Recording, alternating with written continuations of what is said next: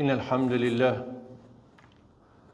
نحمده ونستعينه ونستغفره ونعوذ بالله من شرور أنفسنا ومن سيئات أعمالنا من يهده الله فلا مضل له ومن يضلله فلا هادي له وأشهد أن لا إله إلا الله وحده لا شريك له وأشهد أن محمدا عبده ورسوله اللهم صل على محمد وعلى آل محمد وعلى من تبعه بإحسان إلى يوم الدين. E falenderojmë Allahun subhanahu wa ta'ala, të cili takon çdo falenderim dhe çdo lavdat. Dëshmoj se nuk meriton askush të adhurohet pos Allahut subhanahu wa ta'ala. Ai është një dhe i pashoq. Dhe dëshmoj se Muhamedi është robi i Allahut dhe i dërguari i tij. Salavat dhe selame dërgojmë mbi të dërguarin ton, mbi familjen e tij dhe mbi gjithë shokët e tij. Xhamatli të nderuar, ju këshilloj juve dhe veten time me frikë ndaj Allahut subhanahu wa ta'ala. Frikë e cila mbjell siguri dhe qetësi në zemrën e besimtarit, i cili me frikën që tregon karshi Allahut, i afrohet Allahut dhe gjen strehtë tek ai. Sot do të flasim për një ligj hyjnor, një të vërtet kuranore, të cilin e mbështet edhe suneti profetik. Po për cilin ligj dëshmojnë edhe shumë shembuj e ngjarje historike.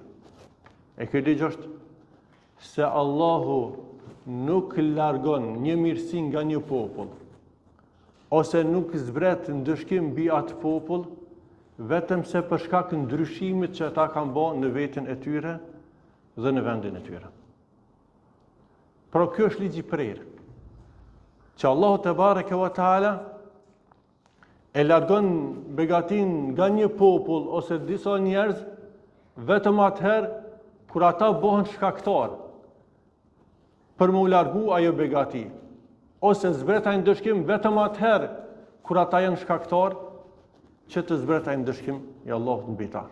Sot Allah subhanahu wa ta'ala, dhalika bi anna Allah lam yaku mughayyiran ni'matan an'amaha ala qaumin hatta yughayyiru ma bi anfusihim.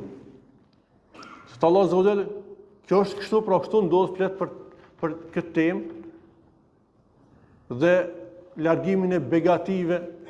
Sot kjo është sepse Allahu nuk e largon një begati që e ka dhënë një populli vetëm se ata kur e ndryshojnë veten e tyre. Ose ajeti tjetër, inna Allaha la yughayyiru ma biqaumin hatta yughayyiru ma bi anfusihim. Allahu nuk e ndryshon gjendjen e një populli vetëm derisa ata, ose vetëm atëherë kur ata ndryshojnë gjendjen e tyre. Ky është pra ligj i pandryshueshëm. Edhe ky ligj do të ndodhë gjithsesi atëherë kur përmbushen ose kur plotësohen shkaqet e këtij ligji. Andaj Kurani flet shumë rreth kësaj teme. Qoftë duke përmendur këtë ligj tekstualisht, qoftë duke sjell disa nga shkaqet të cilat janë shkak dhe të cilat janë sebeb për me ardhur ky ligj, ose duke sjell shembuj që flasin për ndodhi të cilat ju kanë ndodhur ky ligj hyjnor, ky ligj i Allah subhanahu wa ta'ala. Dhe gjithë kjo për tregu rëndësinë e këtij ligji hyjnor, për tregu rrezikun kur është fjala të largimi i begative dhe mirësive. Pra se sa e rëndësishme është nëse don ta ndryshosh gjendjen tënde për të mirë, që Allah ta ndryshoj, ti duhet të ndryshosh. Ti duhet ta mësh hapin. Po Allah na rrit ki kujdes se mund të hamsh edhe begatin që e ki, nëse ti ndryshon ose i përmbush ose i plotson shkaqet e këtij ligji. Në vazhdim do t'i përmendim disa nga shkaqet të cilat sjellin këtë ligj të Allah subhanahu wa taala. Pra sjellin këtë ndryshim. Begatia, mirësia, mirëqenia shndrohet në vujtje, krenaria në poshtrim, bolluku dhe begatia në fukarallak dhe varfri, qetësia, rahatia në frikë, në luftë e në gjëra të ngjashme.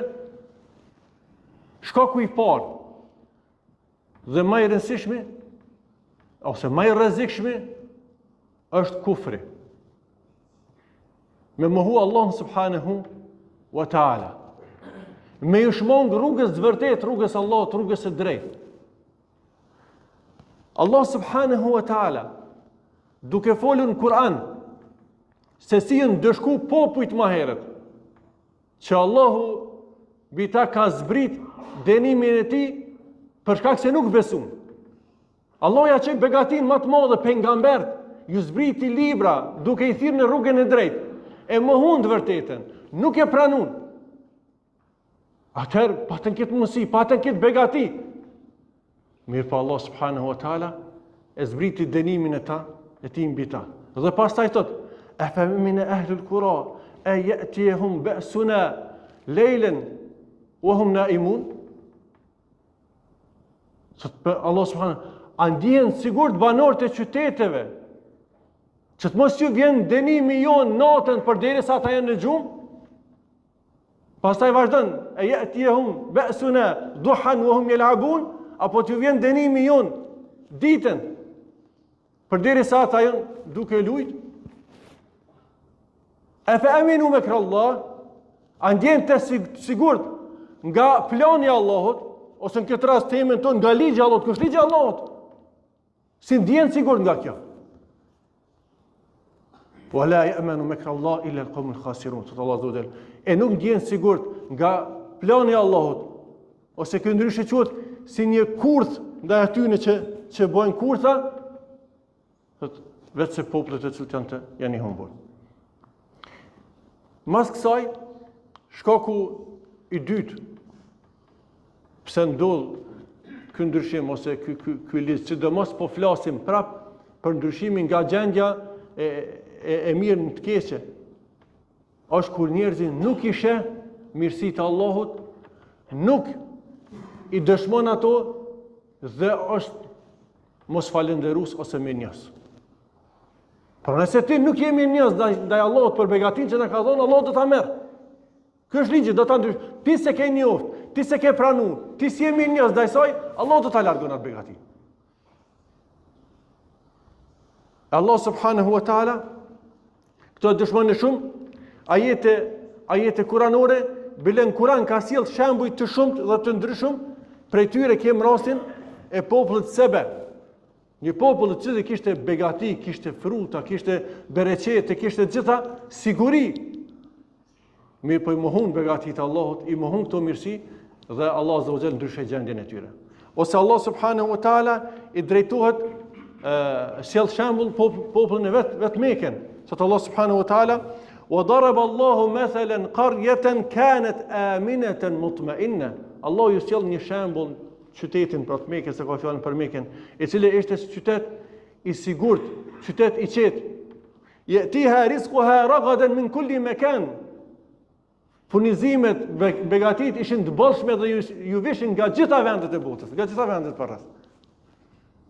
Mirë po për shkak që nuk i pranun këto mirësi, pra nuk qenë mirënjohës ndaj Allahut subhanahu wa taala, Allahu ja ndryshoi këtë siguri, këto begati me frikë dhe me uri që vazhdon Allah subhanahu wa taala.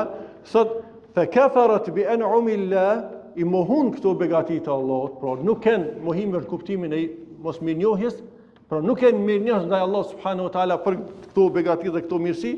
فأذاقها الله لباس الجوع والخوف.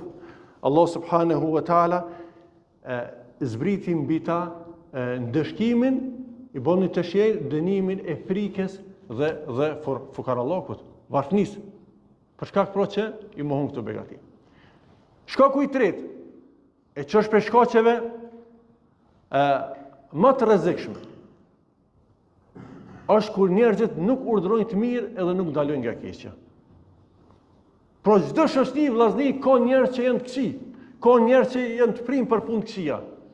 Çdo shoqëri, edhe shoqëritë më të mira. Mirë po përderisa masa e madhe i ndalon, i urdhëron të mirë, i largon prej asaj të keqe, Allah Azza wa Jalla nuk e largon begatinë e tij mbi atë popull. Qoftë sigurinë, qoftë bollukun, qoftë gjë. Mirë po momentin kur një pjesa tjetër nuk ndërhyn, atëherë edhe vjen dënimi Allah subhanahu wa taala. Sot Allah subhanahu wa taala: "Wa ma kana rabbuka liyuhlika al-qura bi dhulmin wa ahliha muslihun." Nuk ndodh që Allahu pa drejtësisht ta ndëshkon një popull dhe përderisa në mesin e tyre ka njerëz të ndershëm, pra të cilët përmirësojnë, këshillojnë, urnojnë. Allah Azza wa Jalla sjell shembull në Kur'an për Benu Israil, të mos i ndetojnë në asaj histori, është histori më e gjatë.